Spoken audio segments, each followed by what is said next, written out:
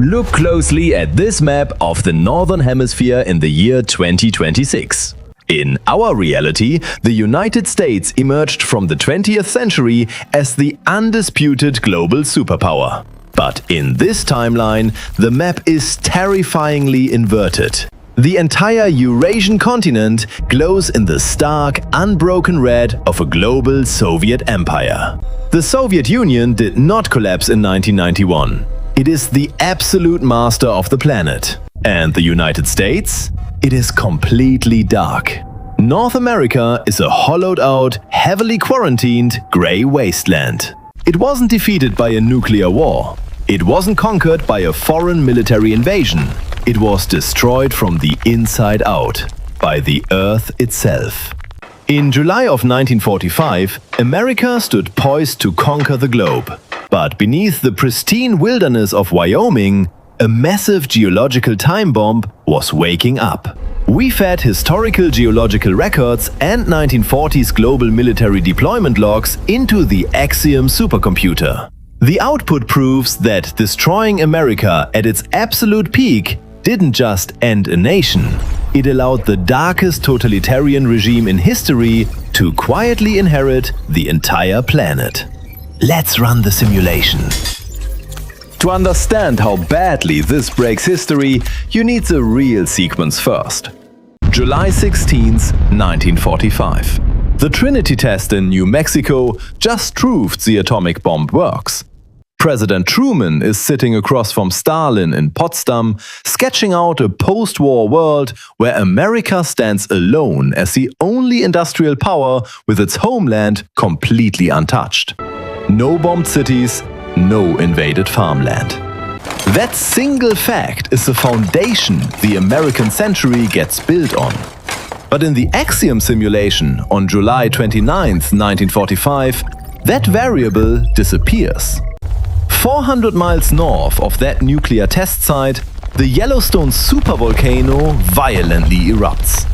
The magma chamber that's been pressurizing for millennia fails, and the Caldera lets go all at once. This is a VEI-8 event.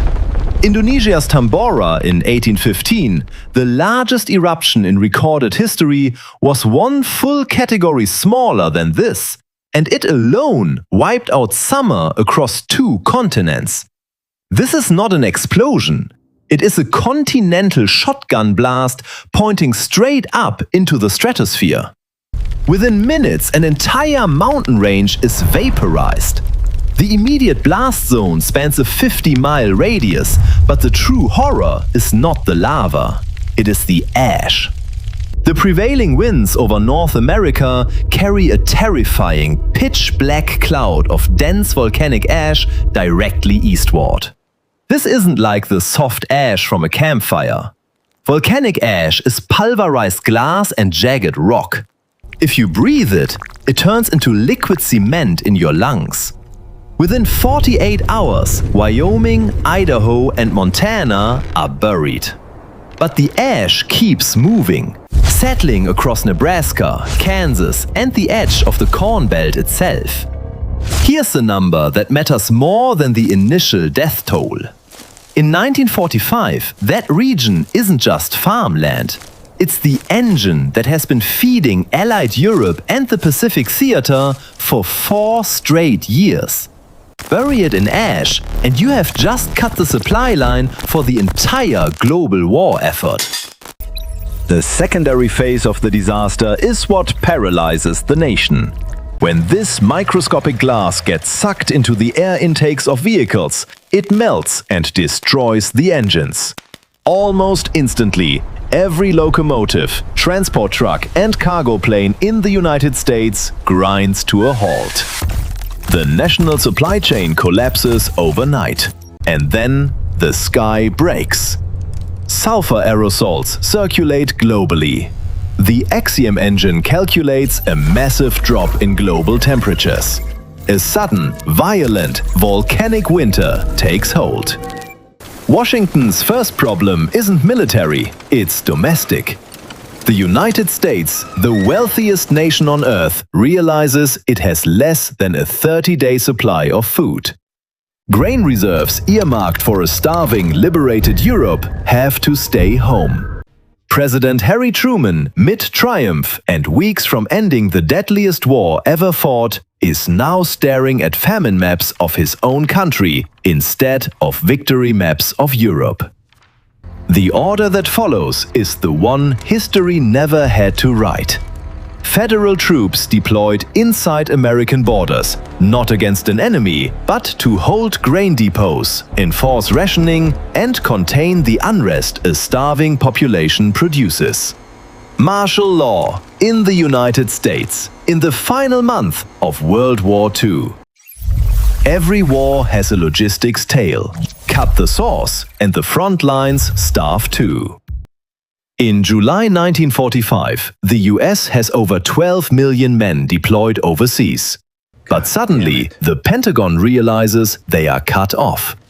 Supply convoys scheduled for Antwerp and Manila are frantically rerouted to Omaha and Wichita. That's not strategy, that's triage. Truman is forced to make the most agonizing geopolitical decision in human history. He cannot save the world when America is starving to death. Military resources, transport ships, fuel, manpower are violently yanked out of Europe and the Pacific. The invasion of Japan is cancelled. The atomic bombs are never completed. The United States seals its borders and turns inward to survive the winter. And that is the exact moment the entire post-war order stops being written by Washington. Take away the American homeland, and you take away the leverage. And in Moscow, Joseph Stalin is watching. In real history, the Soviet Union stopped its westward march at Berlin because they were staring across the table at an intact American military with a working atomic bomb. In this model, Stalin doesn't even need to invade Western Europe. He just needs to wait. The Marshall Plan, the real history financial lifeline that sent billions of dollars to rebuild Western Europe and keep it out of Soviet orbit, never gets written. There is nothing left to send. Washington is spending its own reserves feeding Kansas, not funding France. Western Europe, without American Reconstruction money holding the political center, becomes a starving, unstable, resentful landscape.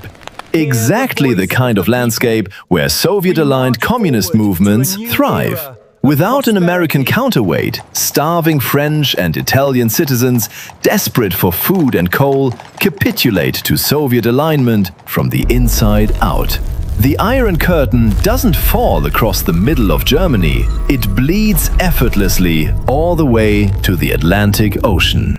In the Pacific, without the American Navy to enforce a blockade, the theater drags on, buying the Soviets time to lock in position across Manchuria, Korea, and Japan completely unopposed. Within a decade, there is no NATO. There is only a Soviet Union walking into the post-war vacuum completely unchallenged. Run this simulation forward 80 years and here is what the world looks like today. The United States exists, but it's a diminished, fractured, inward-facing power. It is still culturally defined by the year it nearly starved, rather than the year it won a world war. The Soviet Union never collapsed in 1991 because it never had to bankrupt itself competing with a wealthy, confident American superpower. It simply became the world's center of gravity, controlling Europe, dominant across Asia, with no rival bloc ever forming to check it.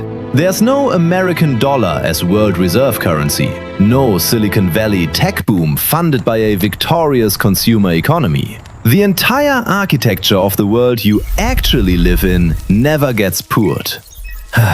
One eruption. 3 weeks before the bomb. And the 20th century belongs to somebody else entirely. When you look at the raw data of the AXIOM simulation, you realize something terrifying about history. We attribute the shape of our modern world to great leaders, brilliant scientists, and decisive battles. We think humanity is in control of the steering wheel. But the brutal mathematical truth is that all of human civilization is just existing on a lease. Ask yourself, how much of your free world was built on military victory, and how much was built on the simple fact that the ground underneath America stayed quiet? The line between the world you know and a completely different one is sometimes just geology and bad timing. The AXIOM engine is always running. For our next simulation, we are going to look at a biological divergence. What if the native populations of the Americas were immune to European diseases and instead brought a deadly American plague back to Europe in 1492? Hit subscribe right now so you don't miss that output. Before you go, the algorithm left one variable unresolved, and I want your hypothesis in the comments below.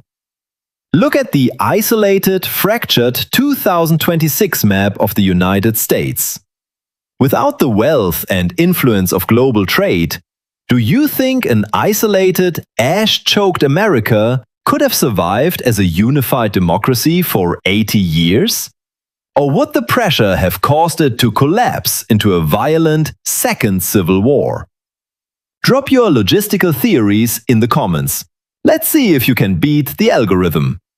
Keep questioning the timeline.